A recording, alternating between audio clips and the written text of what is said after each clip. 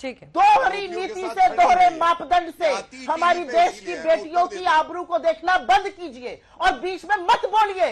ये घृणा आती है आपसे। आप रेप पर राजनीति करते हैं। चुप रहिए और मेरी बात सुनिए 2 मिनट। मैंने आपकी बात सुनी, आप भी मेरी बात सुनिए।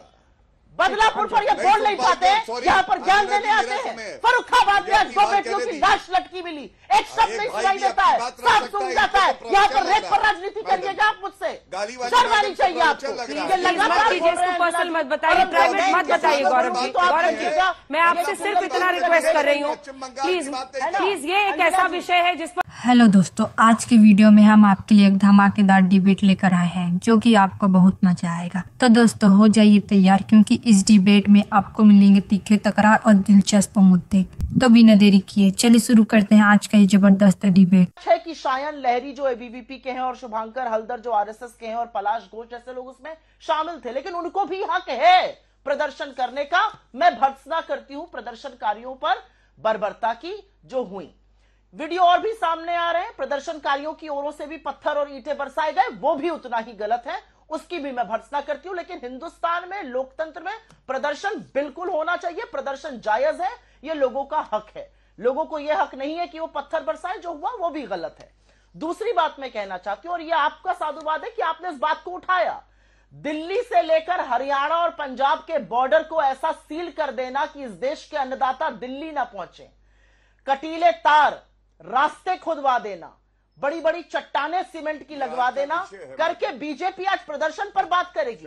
आपने तो उन प्रदर्शनकारियों पर लाठियां बरसाई जो बुजुर्ग अपने हक की बात कर रहे थे। किसान, बीच में मत बोलिए। आपने प्रदर्शनकारियों पर लाठियां उन पुलिस वालों से, उन आर्मी वालों से बरसाई जो उनके लड़के हैं, जो जाके शहादत करते हैं बॉर्डर्स पर। आपने ये काम किया।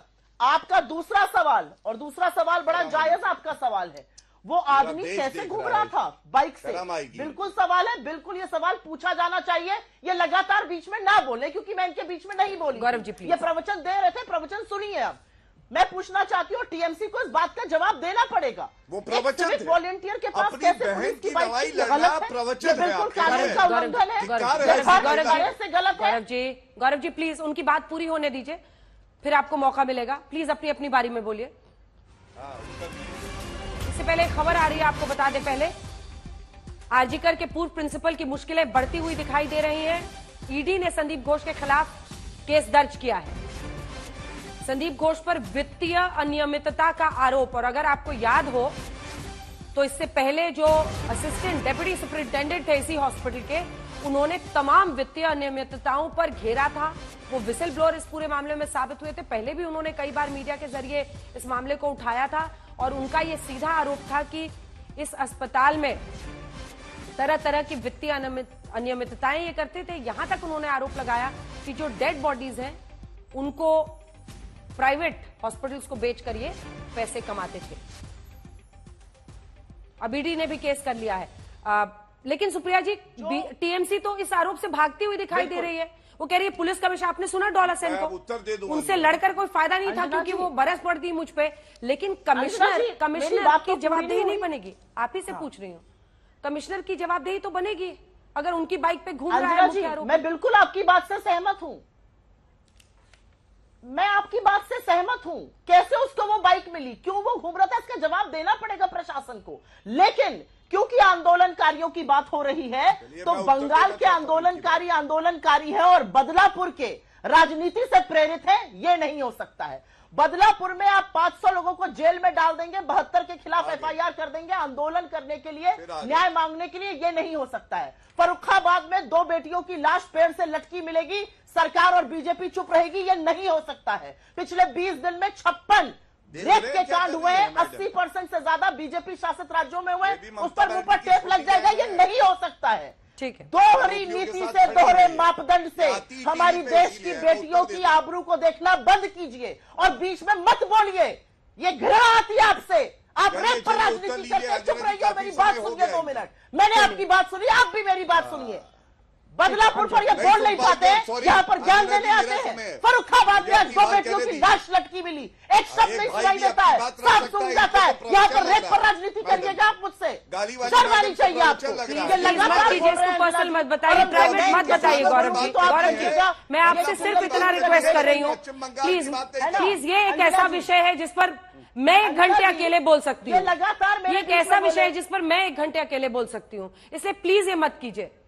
मतलब मेहमान बनकर आप आए हैं शो में, लेकिन अपनी पॉलिटिकल पार्टी की बात रखिए, एक दूसरे पर पर्सनल एक्यूजेशन से दोनों बचिए, टॉपिक पे रहिए और टॉपिक पर चर्चा करते हुए आगे बात को ले जाते हैं। अपनी 2 लाइन में प्लीज बात पूरी कीजिए सुप्रिया श्रीने जी, जिसका गौरव जी मैं आपसे जवाब लूंगी। बीच में मत बोलिएगा गौरव जी, मैं आपसे जवाब लूंगी। नहीं अंजना जी ये गलत बात है। Late her complete, late her complete कर लीजिए जो भी, क्योंकि बीच में खबर आ गई थी। Please let her complete, respecting your job, let her complete.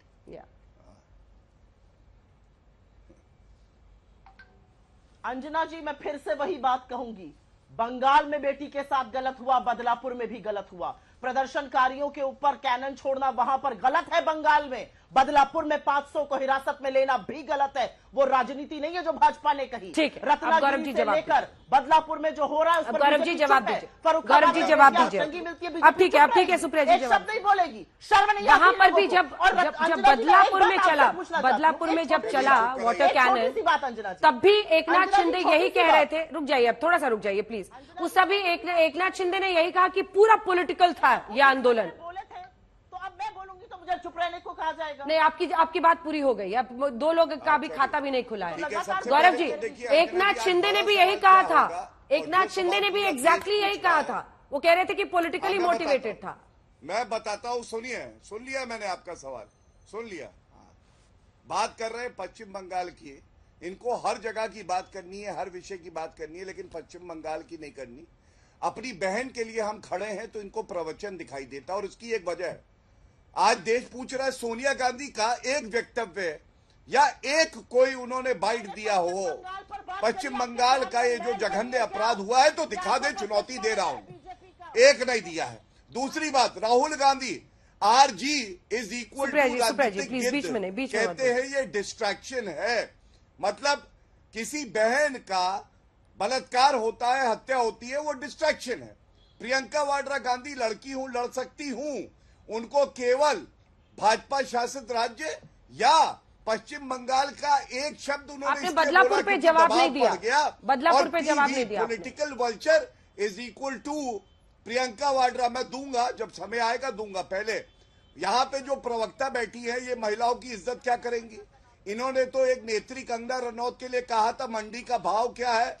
अब बताइए, जो एक और नेत्री से अरे इस पर उन्होंने पहले ही अपना पक्ष रख दिया है। यहाँ पे इधर उधर की बात करें, इसका मैडम मैंने इलेक्शन कमीशन ऑफ इंडिया को ऑर्डर दिखा दूंगा। इनको रेप्रिमांड किया कि इस तरह के शब्दों का प्रयोग एक नेत्री के लिए नहीं करना चाहिए। और आज मैं केवल इतना कहना चाहता हूं, पश्चिम बंगाल में ये सारे के सारे पॉलिटिकल वल्चर्स और राजनीतिक गिद्ध इन्हें कहा जाए, ये मिले हुए हैं। इनको केवल ये है कि वहां की जनता आक्रोशित है तो क्या है, लेकिन ममता बनर्जी पर आँचना है। अगर इनको जनता की चिंता होती तो ये खड़ी हो जाती। मैडम सुनिए, बदलापुर पे सुनिए, बदलापुर पे सुनिए। अभी अगर आपसे पूछ लूंगा, सुनिए रिजू दत्ता, अगर आज बीजेपी इतनी पावरफुल होती जितना कि आपकी नेत्री कह रही है, सवाल यह है कि अगर लोग सड़कों पर आंदोलन के लिए उतरेंगे तो आप कैसे सील कर दीजिएगा, सड़कों को सील कर दीजिएगा, बैरिकेडिंग कर दीजिएगा। वही ममता बनर्जी जो कहती है कि आंदोलन होना चाहिए, खुद ही उतरी थी ना पदयात्रा के लिए। अब सोचिए कि पदयात्रा के लिए रोड सील कर दे कोलकाता पुलिस, बैरिकेडिंग लगा दे, कंटेनर्स खड़े कर दे, वेल्डिंग करके लोहा लगा दे। ऐसे थोड़ी होता है। ममता बनर्जी कर सकती है पदयात्रा, लेकिन बाकी पार्टी के लोग नहीं कर सकते हैं। अगर पार्टी के ही लोग हैं, अगर आप ही की बात सच है। अंजना जी थोड़ा बोलने दीजिएगा।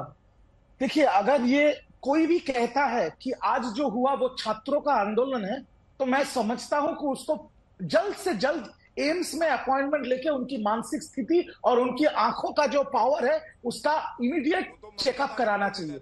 ये छात्रों का आंदोलन नहीं था, ये बीजेपी के गुंडों का आंदोलन था। बीजेपी एक ऐसी पार्टी है जिसमें सिर्फ झूठे, बेईमान और राजनीतिक गिद्ध, तो इस देश का सबसे बड़ा नरेंद्र मोदी और अमित शाह है।